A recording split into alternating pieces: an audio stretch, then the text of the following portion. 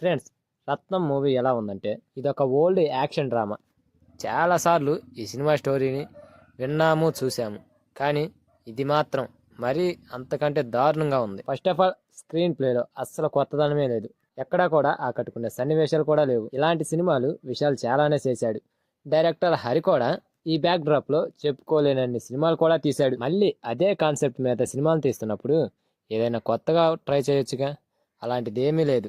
అంతా బోర్ కొట్టించే సన్నివేశాలు తప్పితే. మనం ఇంకాస్త ఎండెప్ రివ్యూలోకి వెళ్ళే ముందు నా ఛానల్ని కొత్తగా చూస్తున్న వాళ్ళు ఎవరైనా ఉంటే ప్లీజ్ లైక్, షేర్, సబ్స్క్రైబ్ ఏదో ఒకటి చేయండి friends, please. First of all, cinema story గురించి మాట్లాడుకుంటే, చిత్తూరులో ఒక కూరగాయల మార్కెట్లో పనిచేస్తూ ఉంటాడు రత్నం, అంటే మన హీరో విశాల్. చిన్నప్పుడే హీరో విశాల్ సముద్రికిని ప్రాణాలకు తెగించి కాపాడతాడు. అప్పటి నుండి విశాల్ని అల్లుడిగా చూసుకుంటూ ఉంటాడు. అయితే ఈ క్రమంలో సముద్రికిని ఎమ్మెల్యేగా మారే టైంలో రత్నం ఆయన కుడి భుజంలా ఉంటాడు. సముద్రికినికి ఏ కష్టం రాకుండా అన్ని పనులు చేస్తూ ఉంటాడు. ఇలాంటి సమయంలో హీరోయిన్ ప్రియా భవానీ శంకర్ చిత్తూరుకి ఎంట్రీ ఇస్తుంది. ఈ క్రమంలో ఒక గ్యాంగ్ హీరోయిన్ పై అటాక్ చేస్తుంది. ఇక సినిమా చివరి వరకు హీరోయిన్ కాపాడుతూ వస్తూనే ఉంటాడు. మరి ఈ హీరోయిన్ ఎవరు? సముద్రికినికి అండ్ హీరోయిన్ మల్లికాకి మధ్య సంబంధం ఏమిటి?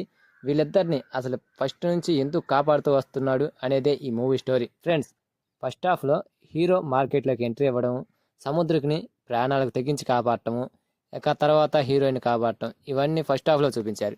ఇవన్నీ కూడా పెద్దగా ఆసక్తిగా అనిపించవు. హీరోయిన్ ప్రాబ్లమ్స్లో ఉన్నప్పుడల్లా హీరో వచ్చి ఫైట్ చేయడం అనేది చాలా పాత పద్ధతి. ఇలాంటివి అసలు ఎన్ని సినిమాల్లో చూడలేదు. మళ్ళీ అదే కాన్సెప్ట్ని ఎందుకు తీసుకున్నాడో డైరెక్టర్ హరి ఎప్పటికీ అర్థం కావడం లేదు. ఇక సెకండ్ హాఫ్లో ఏమన్నా కొత్తదనం కనిపిస్తుంది అంటే అది లేదు. మళ్ళీ అదే ట్రాకు, అదే హీరోయిన్ కాపాడటం, ఇలా జరుగుతూనే ఉంటుంది సినిమా అంతా. ఇక క్లైమాక్స్ గొప్పగా ఉండదు, ఇంటర్వెల్ సీన్ కూడా ఆకట్టుకునే విధంగా లేదు. మొత్తానికి ఈ రత్నం సినిమాని భరించడం చాలా కష్టం అండి. నా మాటిని వెళ్ళమాకండి, సినిమాకి టికెట్ వేస్ట్. ఇక ఈ సినిమాలో యాక్టింగ్ పరంగా ప్రతి ఒక్కరు ఆకట్టుకున్నారు. తెలుగు మ్యూజిక్ డైరెక్టర్ డిఎస్పి అందించిన మ్యూజిక్, సాంగ్స్ పెద్దగా ఆకట్టుకోలేదు, అస్సలు ఆకట్టుకోలేదు. ఈ సినిమాకి రేటింగ్ వచ్చేసి 2/5 అంతే.